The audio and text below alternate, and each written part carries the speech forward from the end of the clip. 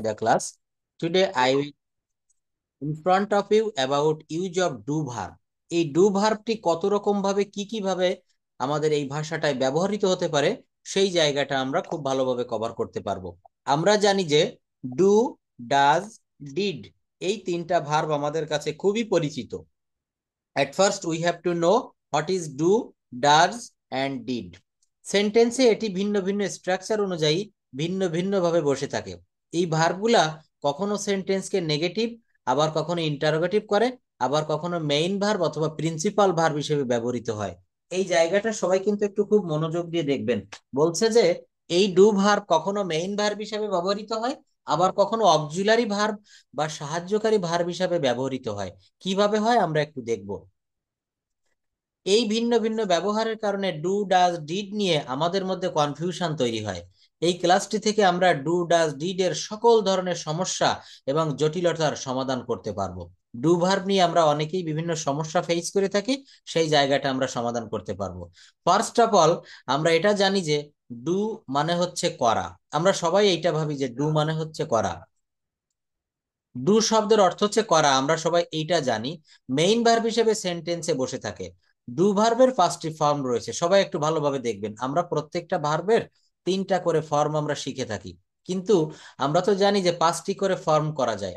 যেমন ইট, এট, eaten, eating, আরেকটি হচ্ছে থার্ড পারসন ফর্ম যেটাকে আমরা বলে থাকি হচ্ছে ইটস, সেটা আমরা বলে থাকি হচ্ছে it's.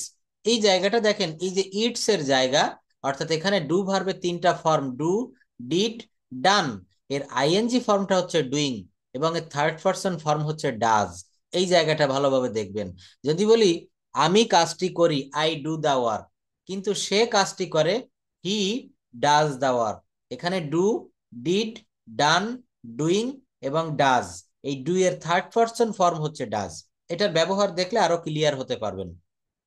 I do my work, এই বাক্যগুলো কি আছে এখানে? সুমন সরকার, আপনি পড়েন তো দেখি যে এখানে আই ডু মাই ওয়ার্ক, আমি কাজটি করি, ইংরেজি এবং বাংলা মিলায় একটু পড়বেন এবং এটা খুব ক্লিয়ারলি পড়তে হবে। আমরা সবাই এখান থেকে শুনে যেন শিখতে পারি, বুঝতে পারি। পড়েন এইগুলা।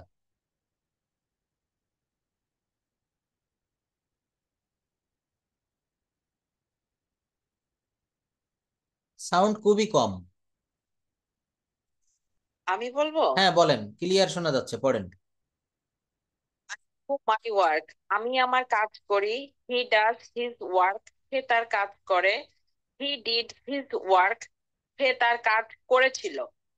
হি হ্যাজ ডান হিজ ওয়ার্ক, সে তার কাজ করেছে।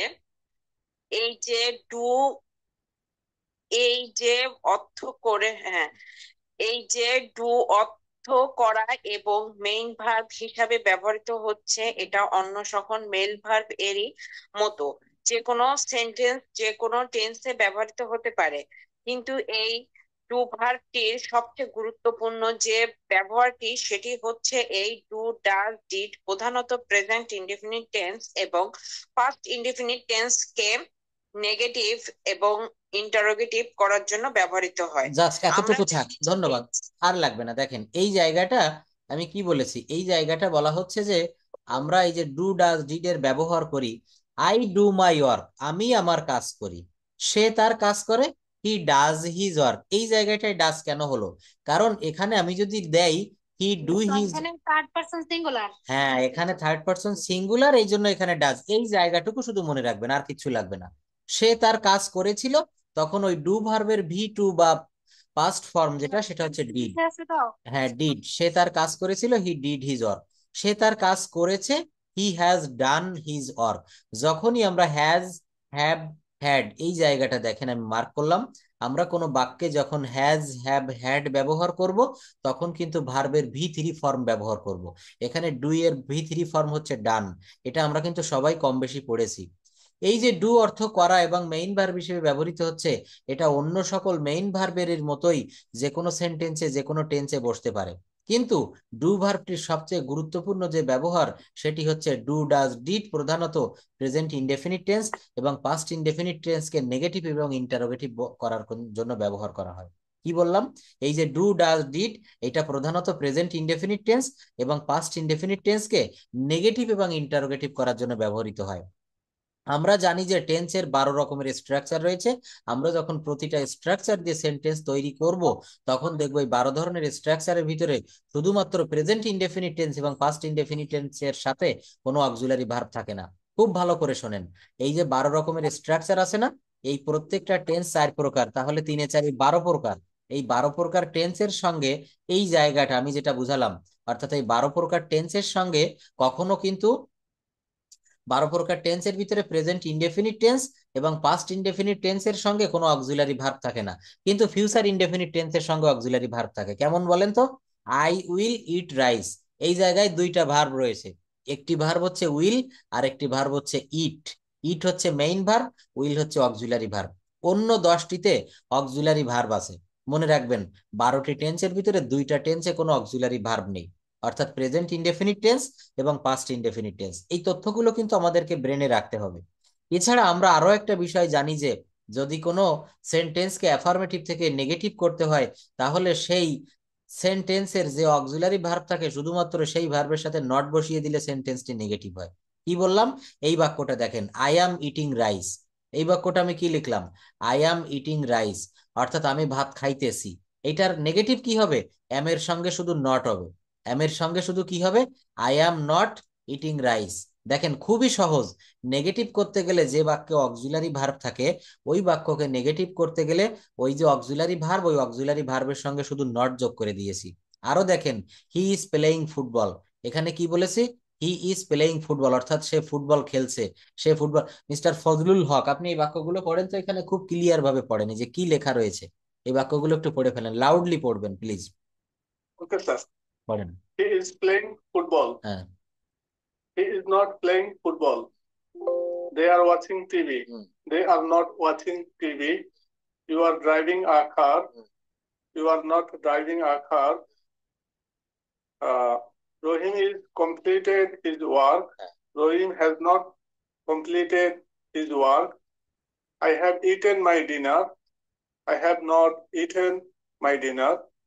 In the same way, আমরা জানি যে কোনো সেন্টেন্সকে যদি অ্যাফার্মেটিভ থেকে ইন্টারোগেটিভ করতে হয়, তাহলে ওই অ্যাফার্মেটিভ সেন্টেন্সকে এই যে অক্সিলারি ভার্ব গুলো আছে সেটা সবার আগে নিয়ে আসলে ইন্টারোগেটিভ হয়ে যায়। একেবারে সহজ। দেখেন, এখানে বলা হয়েছে খুবই একটা ইজি বিষয়, আই অ্যাম ইটিং রাইস। এই বাক্যটাকে যখন নেগেটিভ করব, এই বাক্যে একটি অক্সিলারি ভার্ব আছে, সাহায্যকারী ক্রিয়া অ্যাম।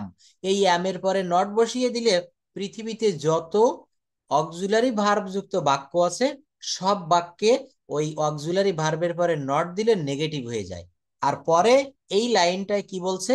যখন আমরা ইন্টারোগেটিভ করব, তখন এই যে ভার্বটি দেখেন, আই অ্যাম ইটিং রাইস, এখানে অক্সিলারি ভার্ব কি? অ্যাম। এখানে অক্সিলারি ভার্ব হচ্ছে অ্যাম।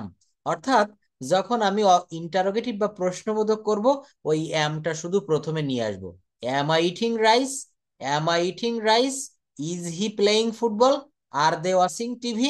এই যে বাক্যগুলো দেখেন, he is playing football, I am eating rice, they are watching TV, এই বাক্যগুলোকে খুব সহজে কিন্তু ইন্টারোগেটিভ করা যায়, নেগেটিভ করা যায়। কিভাবে করব? ওই অক্সিলারি ভার্বের পরে নট দিলে নেগেটিভ হবে, অক্সিলারি ভার্বটা আগে নিয়ে আসলে ইন্টারোগেটিভ হবে। এই কথাটুকু কি সবাই বুঝতে পারছেন? জি স্যার। তো একেবারে ইজি একটা বিষয়। দেখেন, ল্যাঙ্গুয়েজটা এইভাবে বুঝালে আপনার কাছে খুবই সহজ হবে এবং দ্রুত ডেভেলপ করতে পারবেন। তো এই জায়গাটায় দেখেন, আই অ্যাম ইটিং রাইস, এই যে বাক্যটা, আমি ভাত খাইতেছি, এই বাক্যটা যখন ইন্টারোগেটিভ করব, আমি একটু আগে যা বলেছি ঠিক একই কথা। এই অ্যাম ভার্বটা, অর্থাৎ এই যে অ্যাম নামক অক্সিলারি ভার্ব, এইটাকে আমি প্রথমে নিয়ে আসলেই কিন্তু ইন্টারোগেটিভ বা প্রশ্নবোধক হয়ে গেল। Am I eating rice? He is playing football, সে ফুটবল খেলছে। Is he playing football? সে কি ফুটবল খেলছে? They are watching TV? Are they watching TV? You are driving a car. Are you driving a car? Rohim has completed his work. Has Rohim completed his work? I have eaten my dinner. Have I eaten my dinner?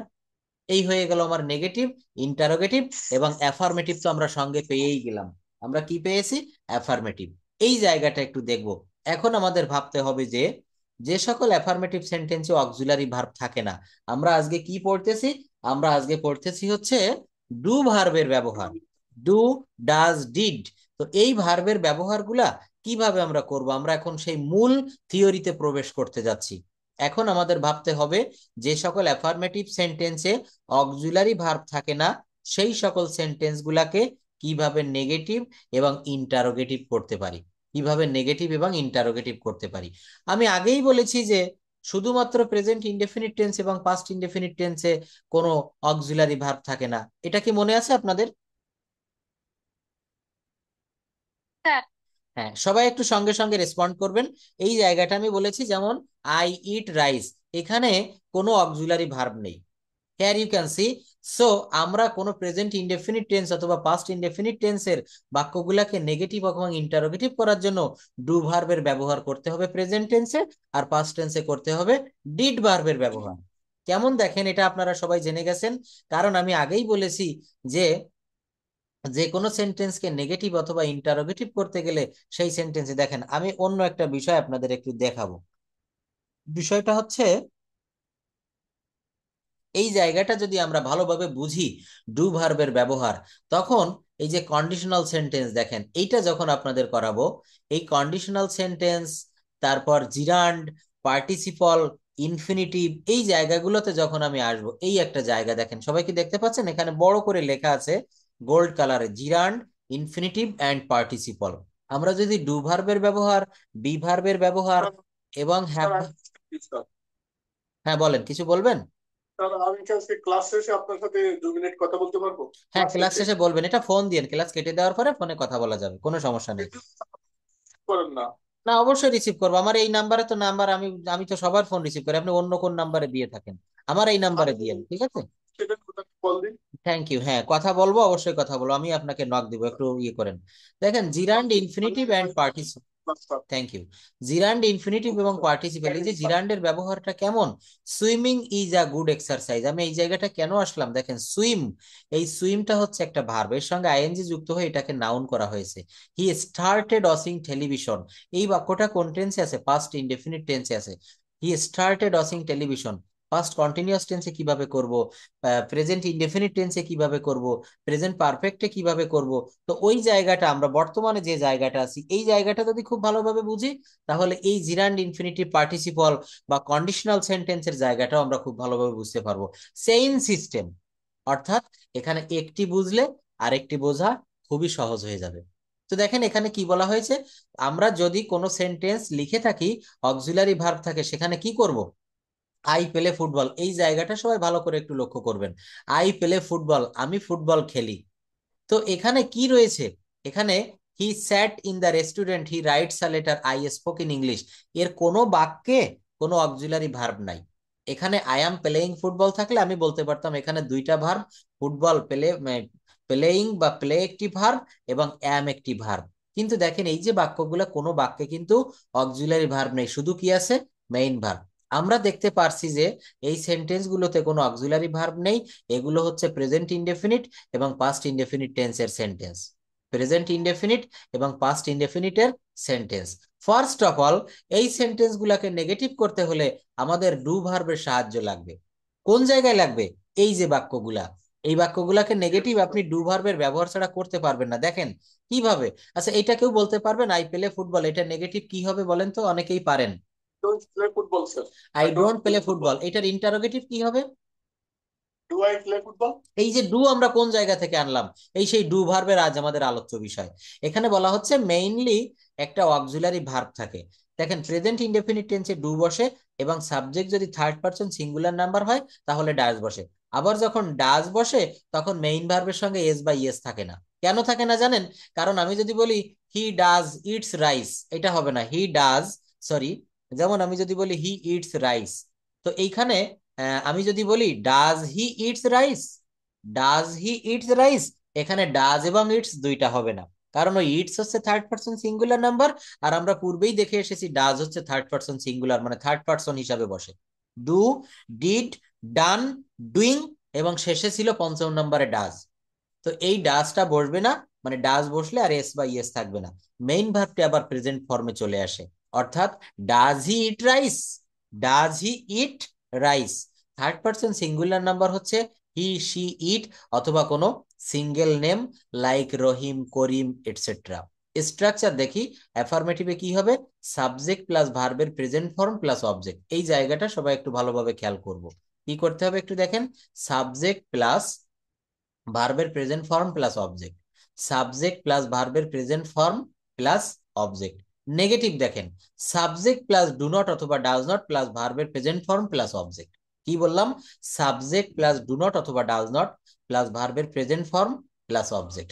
এই এই জায়গাটা দেখেন, I play football, এটা কি হবে, এখানে কোনো auxiliary verb নেই, এটা নেগেটিভ কিভাবে করব, এখানে আমি ডু নট নিয়ে আসবো। শুধু ডু আনলে হবে না, যেহেতু নেগেটিভ করতেছি ডু নট একসঙ্গে আনবো। পরেরটাও দেখেন একই নিয়ম, they draw a picture, they do not draw a picture, you eat rice, তুমি ভাত খাও, এটা নেগেটিভ কি হবে, you do not eat rice, you do not eat rice. আমি এই পর্যন্ত যা পড়িয়ে আসলাম, সবাই কি এ টু জেড সব বুঝতে পেরেছেন? Yes, sir. দেখেন এই ব্যবহারগুলো আমি খুবই ইজিলি একেবারে প্রাইমারি লেভেলের মতো করে আমি বুঝিয়ে দিচ্ছি আপনাদের। এখানে সমস্যা থাকলে কোশ্চেন করবেন, আমি আবারও সেই জায়গাটায় ব্যাক করব। এবার দেখি সাবজেক্ট যদি থার্ড পারসন সিঙ্গুলার নাম্বার হয় তাহলে কি করব। হি প্লেস ফুটবল, দেখেন খুবই সহজ, এখানে ডু এর বদলে ডাজ আনবো, আর নেগেটিভ করতে গেলে does not, he does not play football.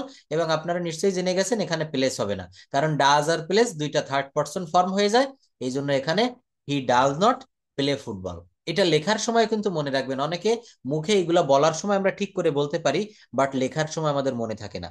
Spoken ইংলিশে ঠিকঠাক পারলেও আমরা রিটেন ইংলিশে খুবই কিন্তু দুর্বল থেকে যাই। অনেকের খাতা দেখছি, বিভিন্ন এক্সামের খাতা, এখানে প্রচুর পরিমাণে বানান ভুল থাকে, গ্রামেটিক্যাল ভুল থাকে। তো ভুলগুলা কোন জায়গায় আমি একটু দেখিয়ে দিলাম।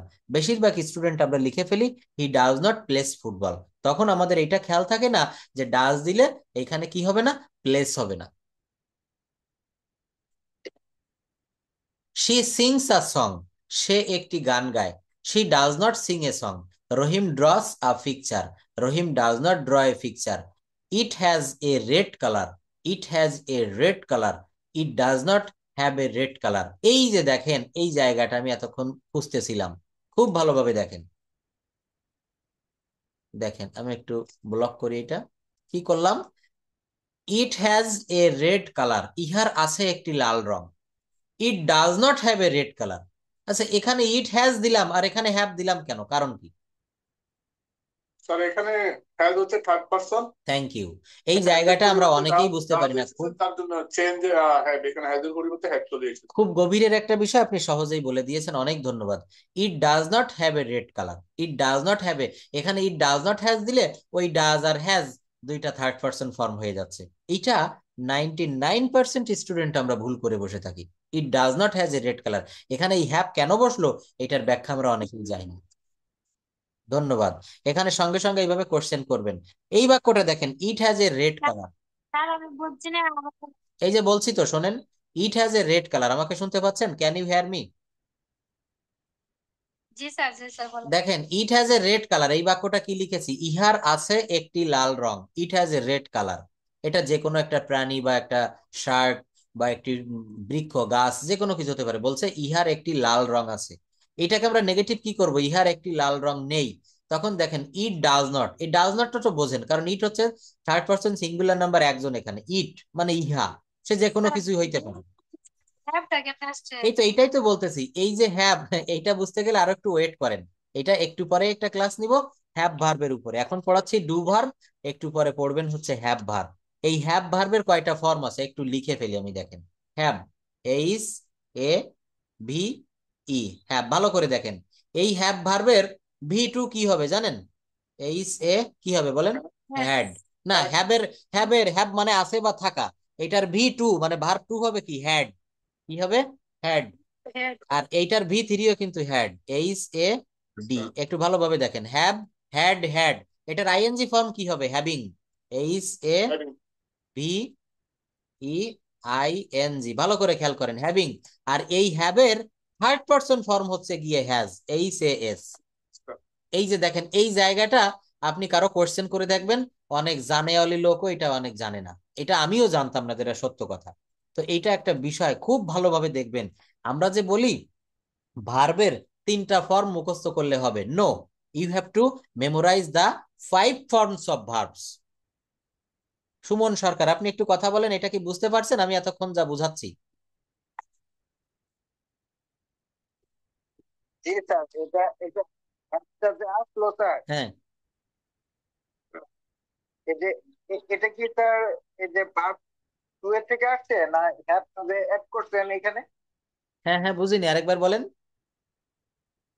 Sir it have read colour, হ্যাঁ হ্যাঁ, it doesn't have read colour. এই হ্যাপটা কিন্তু এই V1, এই যে হ্যাপটা লিখেছি না, এই যে দেখেন কালার করে দিছি, এই V1 থেকে এসেছে। অর্থাৎ এইটা কিন্তু এই জায়গায় আমি একটু ব্যাখ্যা দেই, যেমন ইট ডাজ নট হ্যাজ, আমি যদি হ্যাভের জায়গায় হ্যাজ দিতাম ভুল হয়ে যেত। কেন হ্যাজ হতো না, হ্যাজ হবে না? দেখেন এই যে শেষের জায়গাটা দেখেন, এই যে আমার এই কম্পিউটারের এই যে তীর চিহ্নটা দেখেন, এই যে ইট হ্যাজ একেবারে শেষে, এই হ্যাজ দিলে হ্যাভের থার্ড পারসন ফর্ম কিন্তু হ্যাজ। তো এই ডাজ আর হ্যাজ দুইটাই থার্ড পারসন ফর্ম হয়ে যায়। এই জন্য এখানে আমি থার্ড পারসন ফর্ম ব্যবহার করব না, এখানে আমি ফার্স্ট পারসন, অর্থাৎ এই হ্যাভটা হ্যাভই থেকে যাবে। এখানে এই যে দেখেন প্রথম বাক্যে ইট হ্যাজ এ রেড কালার, এইটা হ্যাজ কি, এইটা কিন্তু এখানে হ্যাজ থার্ড পারসনের হ্যাজ। যেমন হি ইটস রাইস, সে ভাত খায়, ওই ইটসটা কি থার্ড পারসন, এই জন্য ওখানে ভার্বের পরে এস বা ইয়েস বসেছে। তো এখানে কিন্তু ইট হ্যাভ এর থার্ড পারসন ফর্ম আমরা অনেকে হ্যাভস বলি, কেননা ইট, এট, ইটেন, ইটিং এবং ইটস বলি। ইট এর মূল ফর্ম তো ইট, আর এর থার্ড পারসন ফর্ম তো ইটস। তো হ্যাবের সঙ্গে আমরা অনেকেই ভাবি হ্যাবের থার্ড পারসন ফর্ম হচ্ছে হ্যাভস, কিন্তু না, হ্যাবের থার্ড পারসন ফর্ম কি, হ্যাজ। কি হবে বলেন, হ্যাভ। খুব একটা জটিল বিষয় বুঝাচ্ছি, দেখেন এটা কিন্তু সচরাচর বিভিন্ন গ্রামার বইতেও থাকে না, আপনারা খুঁজে দেখবেন। বলেন বলেন। স্যার এখানে হ্যাভ টু হচ্ছে মূলত not auxiliary verb, this is main verb. হ্যাঁ হ্যাঁ, এটা মেইন ভার্ব, কিন্তু মেইন ভার্বে যেমন ওই যে আমি বলি দেখেন ইট, এটা ইট মানে খাওয়া, এইটার তিনটা ফর্ম কি, ইট, এট, ইটেন, আরেকটা হচ্ছে ইটিং। আর ইটের থার্ড পারসন ফর্ম হচ্ছে ইটস, যেমন সে ভাত খায়, he eats rice. Yes, sir. তারপর দেখেন এই জায়গাটা কি লিখেছি, হ্যাভ, হ্যাড, হ্যাড, হ্যাভিং আর হ্যাজ। তো এই জায়গাটা কি লিখলাম, he does not have a red colour. এটার ব্যাখ্যা আবারও ভালোভাবে দিব, সবাই বুঝতে পেরেছেন? তারপর আবার যখন হ্যাভ ভার্ব পড়াবো তখন বুঝবেন। তাহলে আমরা দেখলাম প্রেজেন্ট ইনডেফিনিট টেন্সের subject third person singular number হলে অ্যাফার্মেটিভ সেন্টেন্সে মেইন ভার্বের সঙ্গে এস বা ইয়েস হয়, কিন্তু নেগেটিভ করার ক্ষেত্রে ডাজ এর ব্যবহার, এবং ডাজ মানে হচ্ছে ডু ভার্বের সাথে ওই ইএসটা বসে যাওয়া। এই ডাজ কিভাবে তৈরি হয় জানেন, ডু ভার্বের পরে ইএস যোগ করলে কিন্তু ডাজ হয়ে যায়, এবং এই ডাজটা কিন্তু থার্ড পারসন ফর্ম। এ কারণেই মেইন ভার্বের সঙ্গে আর এস বা ইএস থাকে না, অর্থাৎ V1 ফর্মে চলে আসে। কোন জায়গায় চলে আসবে, V1 ফর্মে। V1 ফর্মে এই জায়গাটা কিন্তু চলে আসবে। আমি যদি কখনো একটু লিখে দেখাই এই জায়গাটা একটু সবাই দেখবেন, যেমন হি eats rice, he eats, EATS, he eats rice, RICE, he eats rice. এই জায়গাটা আমরা দেখেছি না, হি ইটস রাইস। তো এইখানে আমি যদি এটাকে আবার আমি একটু করব, এটা আমি ইন্টারোগেটিভ করব, তখন কি হবে, ডাজ, DOES। কার পাশে একটু সাউন্ড হচ্ছে, প্লিজ একটু মিউট করুন এই সাউন্ডটা। ডাজ হি, এইখানে আমি EATS, does he eats rice, RICE। এই ডাজ হি ইটস রাইস, এই জায়গাটা আমি লিখতে পারবো না। কেন পারবো না জানেন, একই ব্যাখ্যা, ব্যাখ্যাটা হচ্ছে, থার্ড পারসন হলো এই জন্য হ্যাঁ হ্যাঁ, এবং দেখেন ওই যে ডাজ ব্যবহার, তো হবে না। ঠিক বলেছেন, একদম ঠিক, ডাজ লিখেছি না, এই জন্য এখানে এসটা বাদ দিব, does he eat rice, does he eat rice, এবং পরবর্তীতে এখানে জিজ্ঞাসাবোধক চিহ্ন হবে, ডাজ হি ইট রাইস। এবার আমরা দেখব এই সেন্টেন্স গুলা কিভাবে ইন্টারোগেটিভ করতে হয়। ইন্টারোগেটিভ করার জন্য শুধুমাত্র এই ডু ডাজ ভার্বটা সেন্টেন্সের সবার শুরুতে নিয়ে আসলেই হয়ে যায়। আমরা একটু আগে যে ক্লাসটা করেছিলাম, একটু আগে যা পড়েছিলাম, এই জায়গাটা আমাদেরকে কভার করতে হবে ঠিক একই ভাবে। কি সবাই কি বুঝতে পেরেছেন? দেখেন, স্যার আই প্লে ফুটবল, আপনি যদি আমার প্রথম নিয়মটা দেখেন, ক্লাসের শুরুতে যেভাবে পড়াচ্ছিলাম এখানেও ঠিক তাই, একই নিয়ম। আই প্লে ফুটবল, এখানে আমি ফুটবল খেলি, আমি কি ফুটবল খেলি, ডু আই প্লে ফুটবল। এই ডু কোন জায়গা থেকে নিয়ে আসলাম, বলা রয়েছে যে প্রেজেন্ট ইনডেফিনিট টেন্সে। এই বাক্যটা কোন tense, I play football, present indefinite. তো প্রেজেন্ট ইনডেফিনিট টেন্সে বলা হচ্ছে যে কোনো অক্সিলারি ভার্ব থাকে না, এই বাক্যে একটি মাত্র ভার্ব আছে, প্লে। কি আছে বলেন তো, পেলে। তো এই পেলে ভার্বটা দেখেন, এই যে পেলে ভার্বটা, এর সঙ্গে কোনো অক্সিলারি ভার্ব নেই বিধায় এই বাক্যটাকে ইন্টারোগেটিভ করার জন্য আমি এখানে ডু নিয়ে আসবো। এখানে আমাকে ঋণ করতে হবে do, do I play football. এটা যদি আমি নেগেটিভ ইন্টারোগেটিভ করতে যাই do not I play football, দুটাই প্লে করতে। Don't I. আর যখন নেগেটিভ করব তখন I do not play football. অর্থাৎ আপনাকে আমি এতদিন ধরে আপনাদের একটি বিষয় শিখাতে আমি একটি বিষয় হয়তো শিখাতে পেরেছি। প্লিজ আমি একটু মিউট করি, কার পাশে যেন শব্দ হচ্ছে প্রচুর পরিমাণে। এটা দেখেন, আমি এতদিন ধরে আপনাদের একটি বিষয় হয়তো আমি খুব ভালোভাবে শিখাতে পেরেছি, একটা বাক্যকে কিভাবে চার ভাবে আমি মুভ করতে পারি, কিভাবে চার ভাবে মুভ করতে পারি। সেই চার রকমের ভাবটা কি? একটি হচ্ছে অ্যাফার্মেটিভ, মূলত যে বাক্যটা থাকবে মেইন ভার্ব অ্যাফার্মেটিভে থাকে, ওইটাকে আমি নেগেটিভ করা শিখেছি, ওইটাকে ইন্টারোগেটিভ করা শিখেছি, ওইটাকে নেগেটিভ ইন্টারোগেটিভ করা শিখেছি। এখানে আমি একটা ব্যাখ্যা দাঁড় করাতে চাই। দেখেন, আমি মনে করবো ইংলিশে 1000 সেন্টেন্স আপনি জানেন। আমি ধরে নিলাম আপনি 1000 সেন্টেন্স আপনার জানা আছে, 1000 অ্যাফার্মেটিভ সেন্টেন্স। তো এই যে 1000 অ্যাফার্মেটিভ শব্দ আপনি জানেন, এই 1000 অ্যাফার্মেটিভ শব্দকে সঙ্গে সঙ্গে 4000 করে দেওয়া যায়। কিভাবে করে দেওয়া যায়? আমার এই থিওরি দিয়ে। আপনি যদি প্রত্যেকটা বাক্য অ্যাফার্মেটিভ করা শেখেন, অ্যাফার্মেটিভ থেকে নেগেটিভ করা শেখেন, নেগেটিভ থেকে ইন্টারোগেটিভ করা শেখেন, ইন্টারোগেটিভ থেকে নেগেটিভ ইন্টারোগেটিভ করা শেখেন, এইগুলা যদি আপনি শিখতে পারেন, তাহলে আপনার কি হবে? তাহলে আপনি খুব ভালোভাবে ইংরেজিতে কথা বলতে পারবেন। আই প্লে ফুটবল, এটাকে আপনি একজনকে বলতে চাচ্ছেন ইংলিশে, আপনার বড় ভাইকে, যে আমি ফুটবল খেলি না, I do not play football. এবার আপনি কারো কাছে প্রশ্ন করছেন যে আমি কি ফুটবল খেলি, ডু আই প্লে ফুটবল? আর আমি কি ফুটবল খেলি না, ডোন্ট আই প্লে ফুটবল? তো এই জায়গাটা কিন্তু আমাদেরকে খুব ভালোভাবে দেখতে হবে।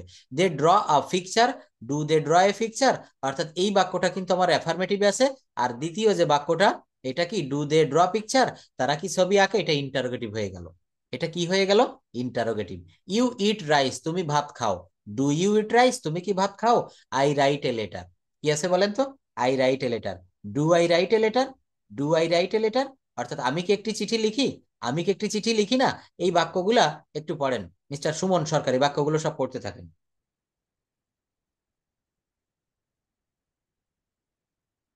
Do I play football? They draw a picture? Do they draw a picture? You eat right?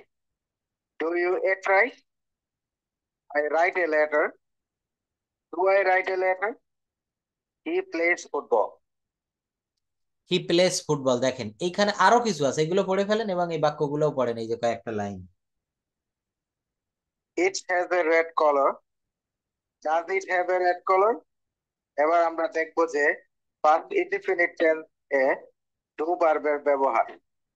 আমি আগেই বলেছি past indefinite tense এর সেন্টেন্স গুলোকে নেগেটিভ অথবা ইন্টারোগেটিভ করার জন্য ডিড এর ব্যবহার করতে হয়। এবং এখানে প্রথম প্রথম দ্বিতীয় এবং থার্ড এন্ড সিঙ্গুলার অর প্লুরালের যে পার্সন বা সাবজেক্ট হিসাবে বসে না, এখানে সব সাবজেক্টের পরেই ডিড হবে। এছাড়া আমরা জানি যে ডিড হচ্ছে ডু এর পাস্ট। দেখেন এই জায়গাটা না খুব ভালো একটা জায়গা। এবার আমরা দেখবো যে পাস্ট ইনডেফিনিট টেন্সে ডু ভার্বের ব্যবহার। আমরা তখন ডু ডাজ নিয়ে, হ্যাভ হ্যাজ নিয়ে শিখেছি। এবার আমরা ডু থেকে ডিড এর ব্যবহার শিখবো। আমি আগেই বলেছি পাস্ট ইনডেফিনিট টেন্সের সেন্টেন্স গুলাকে নেগেটিভ অথবা ইন্টারোগেটিভ করার জন্য ডিড এর ব্যবহার করতে হয়। আমরা প্রত্যেকে জানি এখানে first, second, third, singular, plural যে কোনো পার্সন সাবজেক্ট হিসাবে এখানে কিন্তু এটা কোনো ধারাবদ্ধ নিয়ম নাই। এখানে মানে ধরা বাঁধা কোনো নিয়ম নেই, এখানে সব সাবজেক্টের পরে ডিড ব্যবহৃত হবে। আমরা যেমন ডু ডাজ বা ডু নট বা ডাজ নট পড়েছি না, এখানে শুধু ডিড অথবা ডিড নট। এছাড়া আমরা জানি যে ডু হচ্ছে ডু হচ্ছে এর ফার্স্ট ফর্ম ডিড, এই কারণে নেগেটিভ ইন্টারোগেটিভ করতে গেলে ডিড অথবা ডিড নট ব্যবহার করা হবে। দেখেন এখানে কিছু বাক্য দেখাই। আই প্লেড ফুটবল, কোন টেন্স? Past indefinite. আমি ফুটবল খেলেছিলাম। আমি ফুটবল খেলিনি, I did not play football. কি হবে? I did not play football, আমি ফুটবল খেলিনি। আমি কি ফুটবল খেলেছিলাম? Did I play football. তখন এই ডিড আমার প্রথমে নিয়ে আসলে হয়ে যাবে। অর্থাৎ একটু আগে যা পড়িয়েছি, যা করিয়েছি, এখানে ঠিক সেম নিয়ম, শুধু ওই ডু এর জায়গায় ডিড হবে। আই প্লেড ফুটবল, আমি ফুটবল খেলেছিলাম। আমি ফুটবল খেলিনি, I did not play football. আমি কি ফুটবল খেলেছিলাম? Did I play football. আমি কি ফুটবল খেলেছিলাম? Did I play football. He drew a picture. He drew a picture. He did not draw, এই যে দেখেন ডিড নট যখন লিখলাম তখন ড্র হয়ে যাবে। ওই ভার্বটা উপরের বাক্যে কি লেখা আছে? হি ড্রিউ আ পিকচার। উপরের বাক্যে কি লিখেছি? হি ড্রিউ আ পিকচার, সে একটা ছবি এঁকেছিল। কিন্তু যখন ডিড অথবা ডিড নট ব্যবহার করব তখন গ্রামারের নিয়ম অনুসারে পরে যে ভার্বটি বসবে এটা ভি অন ফর্মে চলে আসবে, প্রেজেন্ট ফর্মে চলে আসবে, বেস ফর্মে। হি did not draw a picture. আমরা অধিকাংশ স্টুডেন্ট এই জায়গায় ভুল করে বসে থাকি, হি ডিড নট ওই ড্রিউ লিখে দেই, হি did not drew a picture. কিন্তু মনে রাখবেন ডিড অথবা ডিড নট কোনো বাক্যে ব্যবহার করলে পরে যে ভার্বটি বসাতে হবে ওই ভার্বটি বেস ফর্মে হবে। এটা কিন্তু এখন মনে রাখবেন না, সব সময় মনে রাখতে হবে, লেখার সময় মনে রাখতে হবে। Did he draw a picture, did he draw a picture, এই দেখেন ডিড ব্যবহার করেছি, এখানে ড্র দিয়েছি। ড্র, ড্রিউ, ড্রন, ড্রস, আর একটা ড্রয়িং। আমি আজকে আপনাদের এটা বলি তো মনে থাকে না, আজকেই পাঠিয়ে দিব 200টি ভার্ব ফর্মের, ভার্বের একটা আমাদের ইয়ে আছে না শীট, এটা পাঠাই দিব, এটা পড়বেন। প্রত্যেকটা ভার্বের 5টা করে ফর্ম দেওয়া থাকে। Draw, drew, ড্রন, drawing, draws. It, at, eaten, eating, it's. ওই হ্যাভ ভার্বের এরকম আছে, হ্যাভ, হ্যাড, হ্যাড, হ্যাভিং, হ্যাপস। ওই হ্যাপস হবে না, ওই জায়গায় হবে হ্যাজ। এই ধরনের সেন্টেন্স ছাড়াও আমরা জানি যে আর 2টা সেন্টেন্স করা যায় এই একটা থেকে, নেগেটিভ থেকে interrogative sentence, WH plus interrogative sentence, WH plus interrogative sentence. For example দেখেন, দে ড্রোভ এ কার, তারা একটা গাড়ি চালিয়েছিল। এটা নেগেটিভ কি হবে? ওই ডিড নট ব্যবহার করতে হবে এবং ড্রোভ থেকে আবার ওর বেস ফর্মে ফিরিয়ে দিতে হবে, ড্রাইভ। আমি বারবার কেন বলি যে ভোকাবুলারি বলতে আমি মূলত ভার্বের ভোকাবুলারি বুঝাই। সে ভার্বের ভোকাবুলারিটা কি? এই যে এই drive, drove, driven, driving, drives, প্রত্যেকটা ভার্বের 5টি করে ফর্ম মুখস্থ করবেন, আজকে থেকেই করবেন। দেখবেন প্রচুর পরিমাণে বাক্য তৈরি করতে পারবেন। তারা ইংরেজি জানেন, গাড়ি ইংরেজি জানি, কিন্তু চালিয়েছিল, চালিয়েছে, এটা ইংরেজি আমরা জানি না। ড্রাইভ মানে চালানো, এটাও আমরা জানি, কিন্তু এই ভার্বটাকে কিভাবে আমরা কনভার্ট করব? Drive, drove, driven, driving, drives, এই 5টা ফর্ম আমাদের জানতে হবে। তারা গাড়ি চালিয়েছিল, দে ড্রোভ আ কার। তারা গাড়ি চালায়নি, they did not drive a car. তারা কি গাড়ি চালিয়েছিল? ভার্বের শীটটা আপলোড দিয়ে দিন। অবশ্যই দিব, অবশ্যই। একটু নক দিয়ে হোয়াটসঅ্যাপে লিখে রাখেন, অনেক ব্যস্ত মনে থাকে না, আমি দিয়ে দেওয়ার চেষ্টা করব। তো এই জায়গায় কি বললাম? এই জায়গাটা they drove a car, they did not drive a car, did they drive a car. তারা কি গাড়ি চালিয়েছিল? মনে রাখবেন যখন ডিড ব্যবহার করবেন তখন ভার্বটা, মেইন ভার্বটা বেস ফর্মে নিতে হবে। তারপর দেখেন এখানে কি আছে, একজন পড়ে ফেলেন তো এটা, ডিডন্ট দে ড্রাইভ আ কার। আয়শা সিদ্দিকা পড়েন।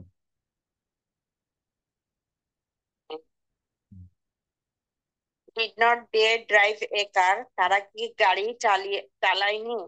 Where did they drive a car, তারা কোথায় গাড়ি চালিয়েছিল? Why did they drive a car, তারা কেন গাড়ি চালিয়েছিল? When did they drive a car, তারা কখন গাড়ি চালিয়েছিল? Why did not they drive a car, তারা কেন গাড়ি চালায়নি? ধন্যবাদ। তারা কেন গাড়ি চালায়নি? এই সমস্তগুলা, এইগুলাই ছিল সমস্ত প্রকার ডু ভার্বের ব্যবহার। আশা করি আমরা ডু ভার্বের যত প্রকার কনফিউশন ছিল, এবং এই জায়গাটা আপনারা নিজেরা একটু পড়ে দেখবেন, কোথাও কোনো সমস্যা থাকলে ওই জায়গাটা আমি আবারও বুঝাবো। ওই ডু ভার্বের ব্যবহারটা আমি আবারও আপনাদের সঙ্গে ক্লাস নিব। এইবার ডু ভার্বের সঙ্গে রিলেটেড রয়েছে হ্যাভ ভার্ব। ওই যে আমরা হ্যাভ, হ্যাড, ওই যে শেষে হ্যাজ কেন হলো, হ্যাভ ভার্বের থার্ড পারসন ফর্ম হ্যাজ, ওই জায়গাটা আমরা ডিটেইলস এখন দেখতে পারবো। আজ আমরা এই 3টি গুরুত্বপূর্ণ ভার্বের ব্যবহার শিখবো, কারণ আমরা জানি যে এই হ্যাভ, হ্যাজ, হ্যাড সেন্টেন্সের বিভিন্ন জায়গায় বসে বিভিন্ন সময় ভিন্ন ভিন্ন অর্থ দিয়ে থাকে। কখনো মেইন ভার্ব হিসেবে ব্যবহৃত হয়, আবার কখনো অক্সিলারি ভার্ব হিসেবে ব্যবহৃত হয়। দেখেন এই যে মেইন ভার্ব আর অক্সিলারি ভার্ব একই ব্যক্তি। আমি বলেছিলাম আমি যখন স্কুলে ক্লাস নেই আমাকে স্যার বলে সম্বোধন করে, আমি যখন বাড়িতে এসে আমার সন্তান বাবা বলে, আমাকে কেউ মামা বলে ডাকে, কেউ কাকা বলে, কেউ বড় ভাই বলে, কেউ ছোট ভাই বলে, কেউ মামা, কেউ ভাগ্নে, আরো অনেক কিছুতেই বলে, তাই না? তো এই জায়গাটা আমি লোক কিন্তু একজন ব্যক্তি একা, কিন্তু আমার ভিন্ন ভিন্ন জায়গায় ভিন্ন ভিন্ন নাম হচ্ছে। হ্যাভ ভার্ব তাই, ডু ভার্ব তাই, এবং ওই বি ভার্ব তাই। অর্থাৎ এখানে নামটা শুধু চেঞ্জ হয়ে যাচ্ছে। আমরা যেমন ভারতবর্ষে যে গঙ্গা নদী বাংলাদেশে আসলে সেটা কি নাম ধারণ করেছে? পদ্মা। এটা আবার যখন বঙ্গোপসাগরে মিশে গিয়েছে তখন কিন্তু আর পদ্মা নদী, যমুনা নদী, মেঘনা নদী থাকছে না, তখন সেটা সাগর বলে, মহাসাগর, সাগর বলে গণ্য হবে। এখানেও বিষয়টা এক, শুধু নাম একটু আলাদা আলাদা হয়ে যাচ্ছে। কিভাবে আলাদা হচ্ছে দেখেন, আমরা অনেকে এটাও জানি যে হ্যাজ শব্দটা ব্যবহৃত হয় যখন কোনো সেন্টেন্সের subject third person singular number হয়, আর হ্যাড এর অর্থ হচ্ছে ছিল। আমরা শুধু এইটা জানি যে হ্যাড এর অর্থ ছিল, কিন্তু এগুলার একটু ব্যতিক্রম ব্যবহার আমরা একটু দেখি। এগুলার কিছু ব্যতিক্রম ব্যবহার আমরা একটু দেখবো। দেখেন এই ব্যবহারটা কিভাবে কাজে লাগে। হ্যাভ যখন মেইন ভার্ব হিসেবে বসে তখন এর তিনটা ফর্ম হচ্ছে হ্যাভ, হ্যাড, হ্যাড। এই দুইটা ফর্ম আমি একটু বলবো পরে। দেখেন কি বললাম, হ্যাভ এর তিনটা ফর্ম হ্যাভ, হ্যাড, হ্যাড। আমি একটু আগে লিখেও দিয়েছিলাম। আর এর যখন আর দুইটা আইএনজি ফর্ম বলবো তখন হবে হ্যাভিং। কি হবে? হ্যাভিং। আর থার্ড পারসন ফর্ম হবে হচ্ছে হ্যাজ। থার্ড পারসন ফর্ম কি হবে? হ্যাজ।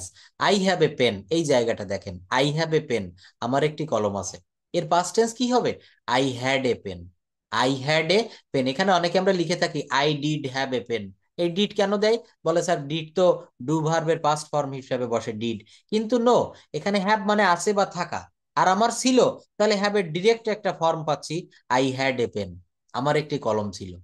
আমার একটি কলম আছে প্রেজেন্ট ইনডেফিনিট টেন্স, আমার একটি কলম ছিল past indefinite tense. I had had my dinner, এই জায়গাটা দেখেন, I have had my dinner. খুব ভালোভাবে দেখবেন এইটার বাংলা অর্থ কি কেউ বলবেন? I have had my dinner. আমি ডিনার খেয়েছি। আমি ডিনার খেয়েছি। আর কেউ কিছু বলেন? ডিনার খেয়েছি।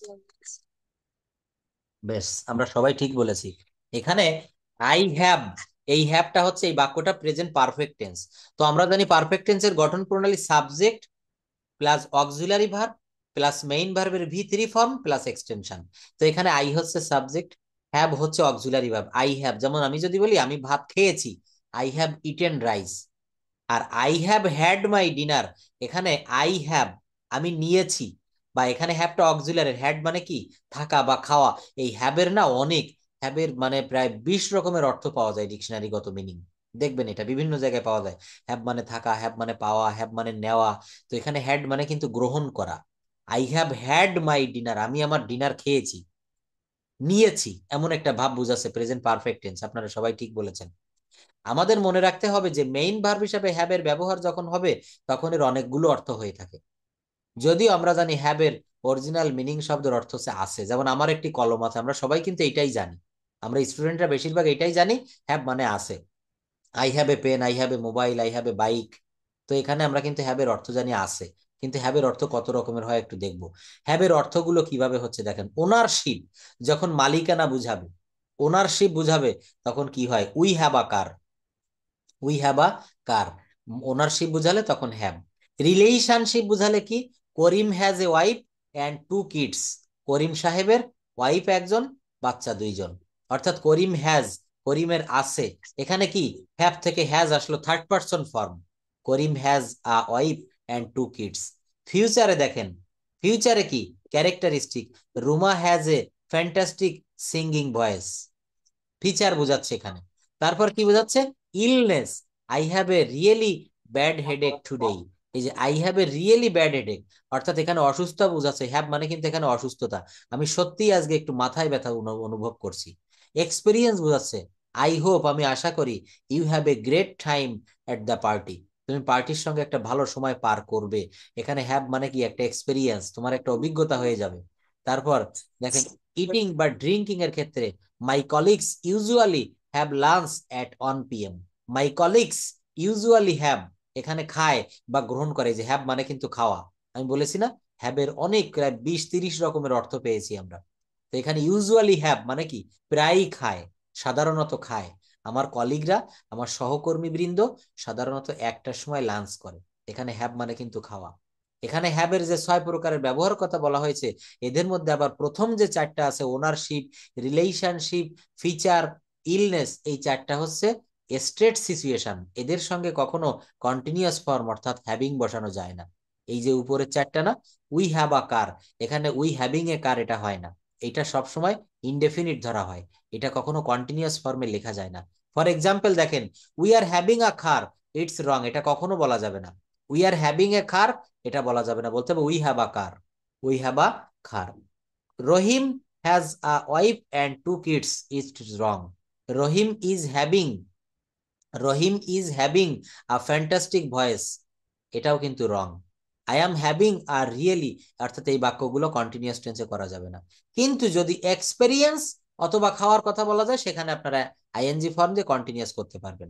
I am having a great time at this party. I was having a great time at this party. My colleagues are having lunch right now.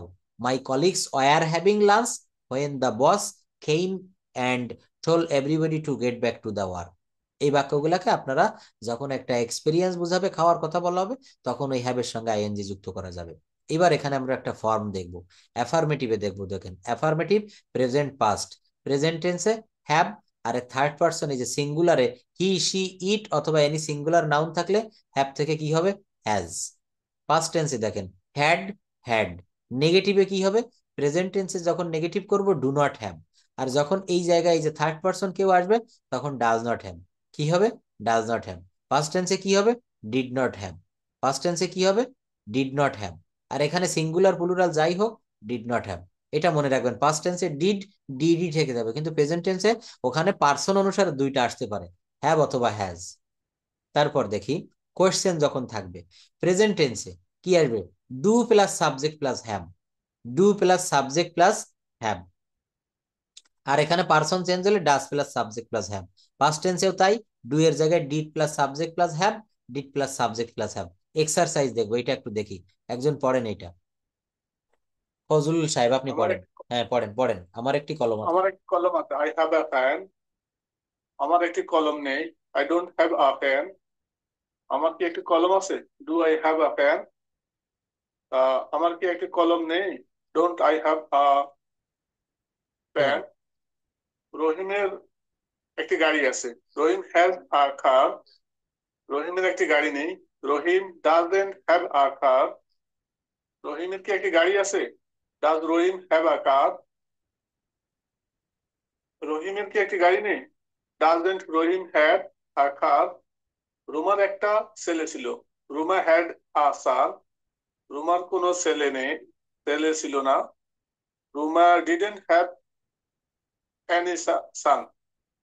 রুমার কি কোনো ছেলে ছিল? ডিড রুমা হ্যাভ আ সান? রুমার কি কোনো ছেলে ছিল না? ডিডেন্ট রুমা হ্যাভ আ সান? দেখেন এইবার এখানে বলা হচ্ছে রুমার কি কোনো ছেলে ছিল না, ডিডেন্ট রুমা হ্যাভ আ সন। অর্থাৎ এই জায়গাটা প্রত্যেকটা কিন্তু আমরা ওই যে বক্সটা না, ওই বক্সটি থেকে বাক্য তৈরি করেছি। আমার একটি কলম আছে, আই হ্যাভ আ পেন। আমার একটি কলম নেই, I don't have a pen. এখানে ডোন্ট কেন ব্যবহার করলাম, আই হ্যাভ এ পেন এটা প্রেজেন্ট ইনডেফিনিট টেন্স, এবং এখানে হ্যাভ হচ্ছে মেইন ভার্ব। আর যেখানে কোনো অক্সিলারি ভার্ব থাকে না, প্রেজেন্ট ইনডেফিনিট টেন্সে ডু বা ডাজ আসে, নেগেটিভ করতে গেলে ডু নট বা ডাজ নট আসে। আর পাস্ট টেন্সে কি করতে হয়, ওখানে ডিড নট আসে অথবা ডিড আসে। আমার একটি কলম নেই, I don't have a pen. এখানে হ্যাভ মানে কিন্তু আছে বা থাকা। আমার কি একটি কলম আছে, do I have a pen. অর্থাৎ এখানে আবার সেই দেখেন একটু আগে যে ডু ভার্বের ব্যবহার পড়িয়ে এসেছে, হ্যাভ ভার্বের ভিতরে সেই ডু এসে হাজির হয়েছে। আমার কি একটি কলম নেই, don't I have a pen. রহিমের কি একটি গাড়ি আছে, রহিম হ্যাজ আ কার। এই যে রহিমের একটি গাড়ি নেই, রহিম ডাজ নট হ্যাভ এ কার।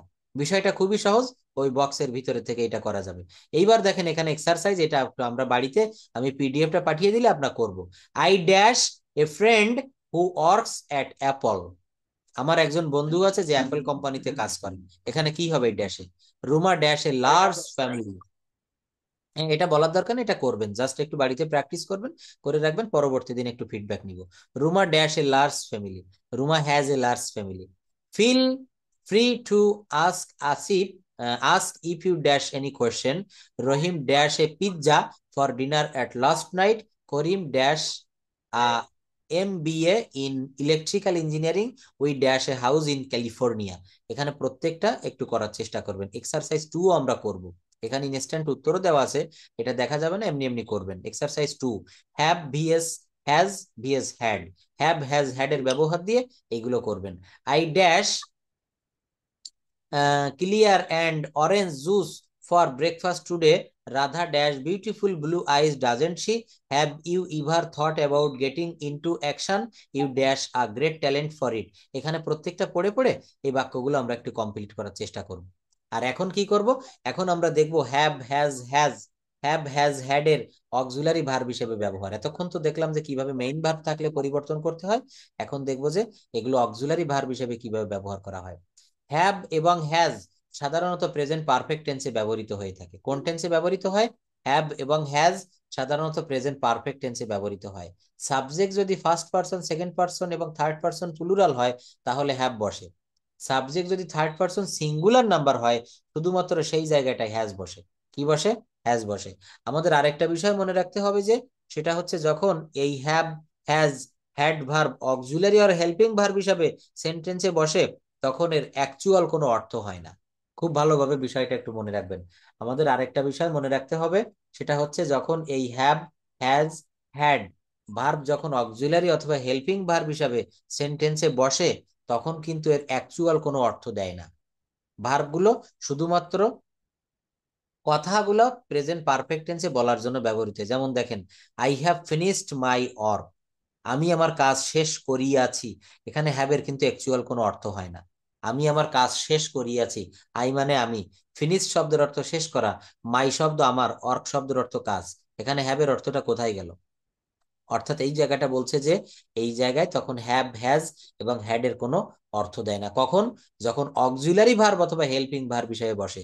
এই জায়গায় দুইটা ভার্ব রয়েছে, হ্যাভ একটি ভার্ব আর ফিনিশ একটি ভার্ব। তো ফিনিশ হচ্ছে মূল ভার্ব, এই জন্য হ্যাভ এখানে অক্সিলারি ভার্ব। এই হ্যাভ ভার্বের কিন্তু কোনো অর্থ নেই। ওই যে বললাম একই ব্যক্তি বিভিন্ন নাম ধারণ করতে পারে। অফিসে গেলে তখন তার কলিগরা স্যার বলে ডাকে, বাসায় আসলে সন্তানাদি যারা আছে তারা বাবা বা মা বলে ডাকে। এখানে ব্যক্তি কিন্তু একই। হ্যাভ কোথাও মেইন ভার্ব হচ্ছে, কোথাও অক্সিলারি ভার্ব হচ্ছে। আমি আমার কাজ শেষ করেছি, সে তার কাজ সম্পন্ন করেছে, he has completed his work. তুমি একটা চিঠি লিখেছো, you have written a letter. এখানে রিটেনের অর্থ আছে, লেটারের অর্থ আছে, ইউ এর অর্থ আছে, হ্যাভ এর কোনো অর্থ হয় না। পাস্ট পারফেক্ট টেন্সে যখন ব্যবহৃত হবে তখন সব পার্সনের সাথে হ্যাড বসবে। পাস্ট পারফেক্ট টেন্সে যখন ব্যবহৃত হবে তখন সব পার্সনের সাথেই হ্যাড বসবে। মনে রাখবেন, I had finished my work before he came. সে আসার আগেই আমি আমার বাড়ির কাজ শেষ করেছিলাম। সে আসার আগেই আমি আমার বাড়ির কাজ শেষ করেছিলাম। দেখেন এই জায়গাটা আমরা খুব ক্লিয়ার করি। অতীতকালে দুইটা কাজ সংগঠিত হবে পাশাপাশি সময়ে, যে কাজটি আগে সংগঠিত হবে সেই কাজটি পাস্ট পারফেক্টের নিয়মে করব, ওই জায়গায় আমরা হ্যাড এর ব্যবহার করব। যেমন he had completed his work, সে তার কাজ শেষ করিয়াছিল, before he went to school, সে স্কুলে যাওয়ার পূর্বে। একই সময় স্কুলে যাচ্ছে, পাশাপাশি সময় সে তার বাড়ির কাজও করছে। দুইটা কাজের ভিতরে যত প্রকার টেন্স আছে পাস্ট পারফেক্টটা খুব ভালোভাবে বুঝতে হবে। আমি বলেছিলাম আমার প্রথমের ক্লাসগুলোর দিকে 12টা টেন্স আমাদের বেশিরভাগ সময় কাজে লাগে না। আমাদের কাজে লাগে কি? 7টা টেন্স আমরা ভালো করে শিখলে সারা দিন আমরা ইংলিশে স্পিকিং করতে পারবো। আর বাকি যে টেন্স গুলা আমাদের না হলেও চলে। তার ভিতরে একটি টেন্স আছে পাস্ট পারফেক্ট টেন্স। কোন টেন্স আছে? Past perfect tense. দেখেন, সে আসার আগেই আমি আমার বাড়ির কাজ শেষ করেছিলাম, সে স্কুলে যাওয়ার আগেই সকল কাজ সম্পন্ন করেছিল, সে স্কুলে যাওয়ার আগেই সকল কাজ সম্পন্ন করেছিল। এই দুইটা বাক্যের ভিতরে কোন বাক্যটা আগে হচ্ছে? সে স্কুলে যাওয়ার আগে তার কাজ সেরে ফেলেছিল। এই জায়গাটা হ্যাড এর ব্যবহার হবে। দেখেন, he had completed his work. আর বাকি যে নিয়মটুক এইটুক হবে পাস্ট ইনডেফিনিটের নিয়মে। এই জায়গাটা দেখেন, হি ওয়েন্ট টু স্কুল, এটা কিন্তু পাস্ট ইনডেফিনিটের নিয়মে হয়েছে। এর গঠন প্রণালী কি? সাবজেক্ট প্লাস ভার্বের ভি টু প্লাস এক্সটেনশন। তো এখানে হি হচ্ছে সাবজেক্ট, আর গো থেকে এসেছে ওয়েন্ট, আর টু স্কুল হচ্ছে এক্সটেনশন। তো তারপর কি বলছে? She had watched a movie, সে একটা মুভি দেখেছিল, সে একটা মুভি দেখেছিল। এছাড়া ফিউচার পারফেক্ট টেন্সে শ্যাল বা উইল হ্যাভ এর ব্যবহার হয়ে থাকে। যেমন আমি ভাত খাইয়াছি, এই যে আমি আমার কাজ শেষ করিয়া থাকবো, I will have finished my work. আমি ভাত খাইয়া থাকবো, I will have eaten rice. অর্থাৎ শ্যাল হ্যাভ অথবা উইল হ্যাভ বসাতে হবে। সে একটা মুভি দেখিয়া থাকবে, সে will have watched a movie. তুমি একটা চিঠি লিখে থাকবে, you will have written a letter. এই যে শ্যাল হ্যাভ বা উইল হ্যাভ না, এটা কিসের ব্যবহার? এটা ফিউচার পারফেক্ট টেন্সে। এই জায়গাটা আমরা শ্যাল হ্যাভ অথবা উইল হ্যাভ। আরো একটু ভালো করে দেখেন, বলছে এছাড়াও ফিউচার পারফেক্ট টেন্সে শ্যাল হ্যাভ অথবা উইল হ্যাভ এর ব্যবহার হয়। এই ফিউচার পারফেক্ট টেন্সের ব্যবহার সারা দিনের ভিতরে একবারও আমাদের সামনে আসে না বললেই চলে। এই জন্য এই টেন্স গুলো আমরা শিখবো না তা না, এগুলো শিখবো, কিন্তু এগুলো আমাদের একটু কম শিখলেও হবে। আমি আমার কাজ শেষ করে থাকবো, I will have finished my work. এই যে বললাম না, হ্যাজ, হ্যাভ, হ্যাড, এই তিনটি যখন ব্যবহার করবেন তিনটি বিষয়, তখন আপনাকে কি করতে হবে? তখন ভার্বের ভি থ্রি দিতে হবে। তো আজকে আমরা দেখলাম ডু ভার্বের ব্যবহার, হ্যাভ ভার্বের ব্যবহার, ডিড ভার্বের ব্যবহার। এই ব্যবহারগুলো আপনারা বাড়িতে আরো একটু দেখবেন, আরো ক্লিয়ার হয়ে যাবেন। ক্লাস রেকর্ডটা এখন সাউন্ড খুব সুন্দর হয়েছে, এটা দেখবেন। দেখার পরেও যদি কারো কোনো সমস্যা থাকে একটু নক করবেন, আমি ওই জায়গাটা আবার একটু হাত দেওয়ার চেষ্টা করব। তো আজকে যা কিছু বুঝালাম এই জায়গাটা আমার মনে হয় কারো কোনো সমস্যা নেই। Am I clear? Yes, sir. You are clear, sir. Clear sir? জি স্যার। তো এটায় কোনো সমস্যা থাকলে পরে একটু নক দিন। That's all for today. একটু পরে আমাকে আরেকটি ক্লাস নিতে হবে। সবাই ভালো থাকবেন। See you in the next class. Thank you to everyone. Okay, good sir. Night. Sir, I'll call you. হ্যাঁ, একটু পরে আমি আপনাকে ফোন দিচ্ছি। Okay, sir. Assalamu